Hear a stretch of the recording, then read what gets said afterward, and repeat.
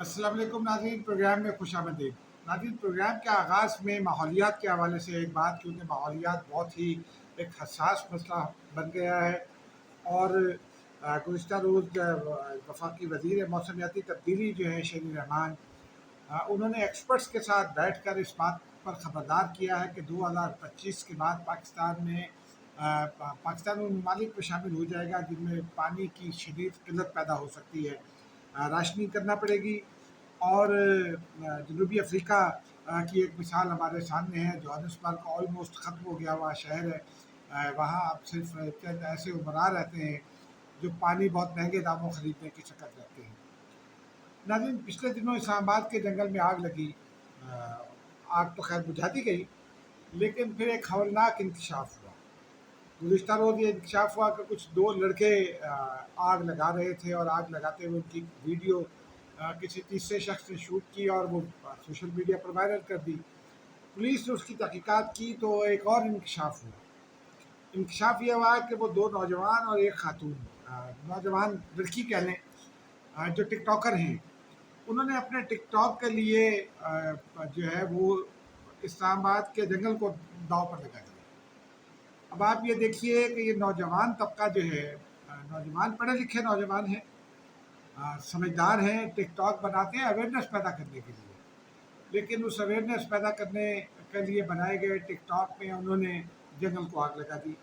خدا نخواستہ یہ آگ زیادہ بھڑک سکتی تھی، کیونکہ اس وقت اسلام آباد میں بھی موسم شدید ہے، 43 44 45 46 47 اس طرح درجہ حرارت چل رہا ہے، اور جنگل اگر زیادہ آگ پکڑ لیتا تو کیا ہوتا۔ پولیس نے اب ان پر گرفتاری یا کچھ اطلاع تو یہ ہے کہ شاید گرفتار کر لیا، لیکن اس پر کی تصدیق نہیں ہو سکی، لیکن گرفتار ہونے کے بعد ان کے اوپر پاکستان پینل کوڈ کی کون سی دفعات لگیں گی، اس کے حوالے سے پی پی سی 334 تو واضح ہے، چند اور دفعات بھی لگے گی، لیکن مسئلہ دفعات کا نہیں ہے۔ مسئلہ یہ ہے کہ ہم اپنی ذاتی خواہشات کے لیے ہر چیز کو داؤ پر لگا دیتے ہیں۔ یہ ہمارا مجموعی قومی رویہ بھی بنتا جا رہا ہے، اس سے ہمیں گریز کرنا چاہیے۔ ناظرین، اب آتے ہیں آج کے رن ڈاؤن کی جانب۔ آج رن ڈاؤن تو خیر کیا ہے، سپریم کورٹ کا آج فیصلہ آ گیا، جو میری نظر میں رائے ہے، کیونکہ صدر مملکت نے آرٹیکل 186 کے تحت سوال پوچھا تھا۔ آرٹیکل 186 کیا کہتا ہے اور سپریم کورٹ کی رائے کے بعد کی کیا صورتحال ہے، خاص طور پر پنجاب کی کیا صورتحال ہے، اس پر ناظرین بات کریں گے۔ ناظرین، صدر مملکت نے سپریم کورٹ سے یہ سوال پوچھا تھا کہ آرٹیکل 163A میں جو سزا دی گئی ہے وہ کیا ہے، کیا آرٹیکل 163A کو اکیلے پڑھا جا سکتا ہے یا اسے آئین کے دیگر آرٹیکلس کے ساتھ مل کر پڑھنا چاہیے۔ اس پر بہت تفصیلی بحث ہوئی۔ اٹارنی جنرل جو تھے خالد جاوید خان، جنہوں نے صدر کی جانب سے یہ ریفرنس دائر کیا تھا، اب وہ نہیں ہیں، اشتر اوصاف علی صاحب آ گئے، لیکن اشتر اوصاف علی نے بھی جو اپنے دلائل حتمی دیے اس میں انہوں نے کوئی بہت بڑی تبدیلی نہیں کی، لیکن میری نظر میں جو حکومتی ٹیم تھی، اب کی حکومتی ٹیم یعنی مسلم لیگ نون کے مخدوم علی خان، اشتر اوصاف صاحب، فاروق نائک صاحب، ان سب کو بلایا گیا تھا، کامران مرتضیٰ، یہ ایک چیز اسٹیبلش کرنے میں ناکام رہے۔ لیکن پاکستان تھرڈ ورلڈ کنٹری ہے، اور یہاں ہم سب کے رویے جو ہیں وہ بہت یوں سمجھیے کہ ایک مسئلہ بھی ہے، ہم انتہا پسند رویے کے حامل بنتے جا رہے ہیں، اور یہاں طاقت اور اختیار اور اقتدار بہت ناپسند کیا جاتا ہے۔ تو 63A جو فریمر آف دی کانسٹیٹیوشن تھے، یا 18ویں ترمیم میں جنہوں نے 63A کا اضافہ کیا، ان کے ذہن میں کیا تھا؟ ان کے ذہن میں پابندی مکمل لگائی جا سکتی تھی، ان کو بھی پتہ تھا، اور جو لیجسلیٹر ہوتے ہیں وہ ہمارے آپ کے مقابلے میں، وکلاء کے مقابلے میں زیادہ سمجھدار ہوتے ہیں، کیونکہ وہ مختلف اوپینینز لے کر قانون سازی کر رہے ہوتے ہیں۔ ان کے ذہن میں یہ تھا کہ ڈیفیکشن کو روکا جائے، لیکن ساتھ ساتھ جو پارٹی سربراہ ڈکٹیٹر بن جاتے ہیں، آمر مطلق بن جاتے ہیں، ان کو روکا جائے۔ لیکن اس نقطے کو اسٹیبلش نہیں کر سکے مسلم لیگ نون اور پیپلز پارٹی اور یہ وکلاء اور اٹارنی جنرل جو لیٹر آن اٹارنی جنرل بنے اشتر اوصاف علی صاحب۔ 63A में बहुत वाज़ेह है कि डिसीट होना चाहिए वोट देने के बाद। वो एक बड़ी सज़ा है अगर देखा जाए तो। लेकिन सुप्रीम कोर्ट की जो राय आई है उसमें आज सुप्रीम कोर्ट ने अपनी राय के साथ साथ आर्टिकल 184(3) का तस्करा किया है। 184(3) ये कहता है कि सुप्रीम कोर्ट को किसी भी मामले में ऑर्डर पास करने का इख्तियार है, कॉम्पिटेंट कोर्ट है, और उस ऑर्डर पर अमल दरामद लाजमी है।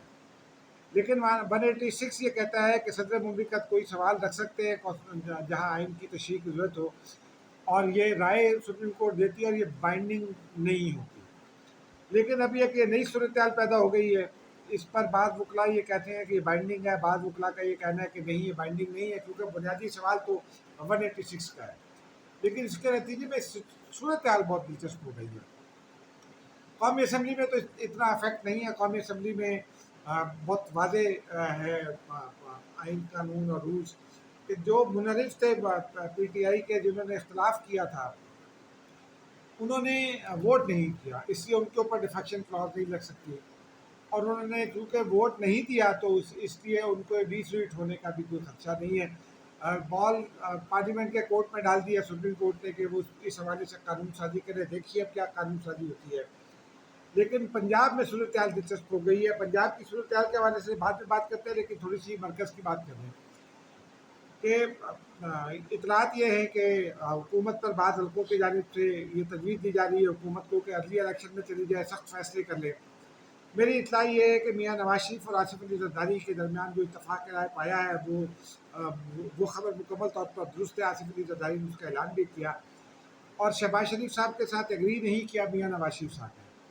मियाँ नवाज शरीफ साहब ने लंदन की मीटिंग्स में और फिर बाद के राब्तों में भी अपने छोटे भाई को यही कहा है कि सख्त फैसले करें तो फिर उन फैसलों के नतायज आने के बाद जो उसका बेनिफिट है वो हम क्यों ना लें।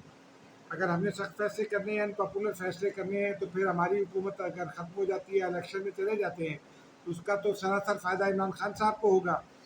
मुस्लिम लीग नून के बाद हल्कों का ये ख्याल है कि कहीं ना कहीं ताकतवर हल्कों में अब भी इमरान खान की सपोर्ट जारी है और उस हवाले से मुख्तलिफ तजियाकार मुख्तलिफ बातें कर रहे हैं। बल्कि एक साहब ने तो यहाँ तक कह दिया कि इमरान खान की मीटिंग्स में क्या होता है वो किसी को नहीं पता चलता, लेकिन पावर्स दैट बी में जो फैसले हो रहे होते हैं वो इमरान खान तक पहुँच जाते हैं। बहरहाल ये तो अल्लाह जानता है, लेकिन सिचुएशन कुछ बहुत अच्छी नहीं है। इसमें आज फिर जो इत्तेहादी जमातों का इजलास हुआ उसमें ये फैसला कर लिया गया है कि 2023 अगस्त माफ़ कीजिएगा अगस्त 2022 में इलेक्शन होंगे, हुकूमत मुद्दत पूरी करेगी। लेकिन इसमें एक ख़बर यह है कि जो हुकूमती इत्तेहादी जमातें हैं, मसलन MQM है जिसे पॉपुलैरिटी का खदशा है, बाप है या जो और इत्तेहादी हैं सिवाय पीपल्स पार्टी के, वो सख्त फैसले लेने के ख़िलाफ़ है। पीपल्स पार्टी कहती है कि सख्त फैसले लेने पड़े तो ले लें। मुस्लिम लीग नून के अंदर भी राय मुनक़सिम है। इसलिए सख्त फैसले नहीं लिए जा पा रहे, जबकि सख्त फैसले लेना इंतहाई ज़रूरी भी है। अब इसमें इमरान खान साहब का एक रवैया है, जो एक सख्त फैसला है हुकूमत को करना, वो इमरान खान साहब के एटीट्यूड के हवाले से है कि क्या उनकी जो तकरीरें हैं, जो आज भी उन्होंने क्वार्ट में गुफ्तगू की, कई लोग मजहबी हवालों से उस पर एतराज़ कर रहे हैं, मैंने तकरीर नहीं सुनी। लेकिन जो वो एस्टेब्लिशमेंट के हवाले से बातें कर रहे हैं, तो क्या उनके खिलाफ कोई लीगल एक्शन इनिशिएट हो सकता है, ये सोचना हुकूमत का काम है। लेकिन मुस्लिम लीग नून फैसला करने से डर रही है। पीपल्स पार्टी से कई लोगों से मेरी बात हुई, वो कहते हैं कि फैसला करना चाहिए, अमल करना चाहिए। बिलावल भुट्टो जरदारी से मैंने परसों पूछा, माफ़ कीजिएगा सैटरडे को, कि क्या आर्टिकल 6 या आइन के हवाले से जो है वो फैसला होना चाहिए, तो वो कहते हैं कि यकीनन होना चाहिए, क्योंकि हम आइन के खिलाफ वर्जी होते नहीं देख सकते। अब आज के इत्तेहादियों के इजलास के बाद क्या फैसले करती है हुकूमत, ये तो अब अगले दिनों में सामने आएगा। लेकिन अब चलते हैं नाज़रीन पंजाब की सूरत हाल में। पंजाब में हमजा शहबाज शरीफ को PTI के 25 मुनरिफ लोगों ने वोट डाला।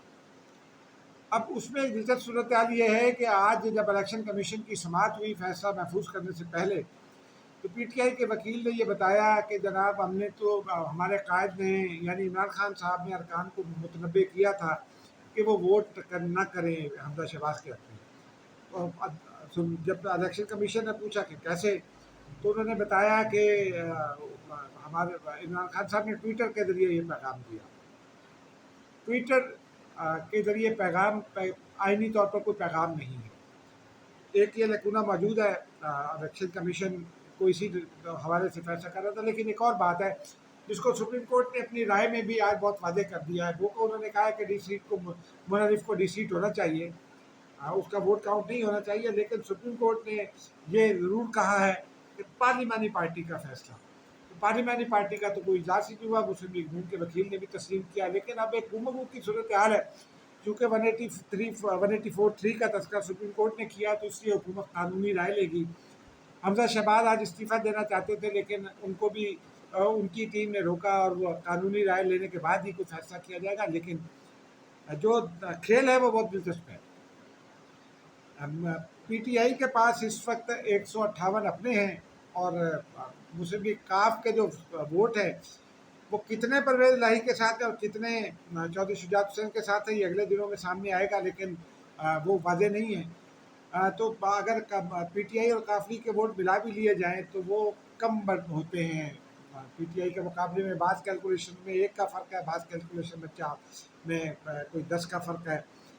लेकिन मुस्लिम लीग नून के जो और अगर ये सुप्रीम कोर्ट पर का फैसला लागू होना है तो वो सिर्फ पीटीआई पर नहीं लगेगा, वो मुस्लिम लीग नून के जो मुनरिफ 7 लोग हैं उनके ऊपर भी लगेगा।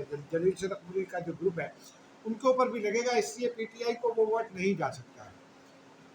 अब आइन और कानून और जो ज़वाबित है वो ये कहते हैं कि जब पहली बार इंतखाब होना होता है या पहली बार एतमाद का वोट दिया जाता है तो उसके लिए 51% ऑफ द हाउस चाहिए होता है। लेकिन यहाँ इस केस में ये चूँकि पहली मरतबा नहीं है, इलेक्शन हो चुका हमजा का, उन्हें जो वोट मिले उसके बाद जो है वो उनको अगर एतमाद का वोट लेने के का कहे तो कौन कहेगा, ये भी एक गुमगू की कैफियत है, क्योंकि गवर्नर मौजूद नहीं है। परवेज़ इलाही पार्टी हैं, वो कह नहीं सकते, वो कायम मकाम गवर्नर से के अहदे से माजरत भी कर चुके हैं। तो अब पंजाब में एक वैक्यूम है, कॉन्स्टिट्यूशनल वैक्यूम है, उसको जब तक फिल इन नहीं किया जाएगा पंजाब का क्राइसिस नाज़रीन हल नहीं हो सकता। लेकिन अगर हमजा शहबाज एतमाद का भी वोट लें तो उन्हें 176 वोट अगर उनको मिलते हैं तो भी उनका